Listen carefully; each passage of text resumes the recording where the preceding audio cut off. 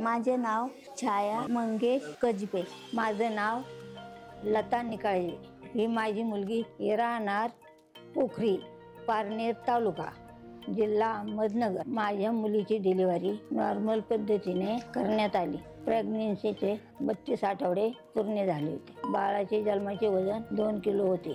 जन्मानंतर बाळाला श्वास घेण्याचा त्रास होता. धाप खूप जास्त होती. बाळाचा रंग निळा पडला होता. त्यानंतर तातडीने बाळाला आयसीयूमध्ये ॲडमिट करण्यात आले. व्हेंटिलेटर घेण्यात आले. मशीनद्वारे ऑक्सिजन देण्यात आले. बाळाला छातीमध्ये प्रेशर जास्त होते. धाप खूप जास्त होते. त्यासाठी इंजेक्शनद्वारे औषधे, सलाईन चालू केली.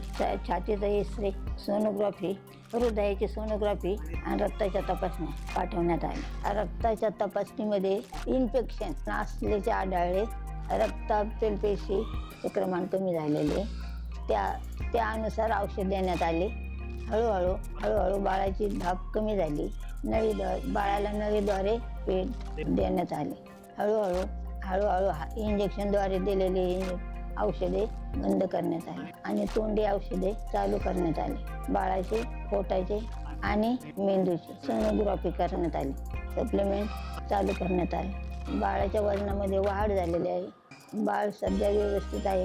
आज आमचा डिस्चार्ज आहे. आम्हाला सुट्टी आहे. या सर्व उपचार करण्यात आम्हाला खूपच सुविधा देण्यात आहे. याबद्दल विखे पाटील हॉस्पिटल इथे डॉक्टर, स्टाफ यांचे खूप खूप आभार मानते. धन्यवाद.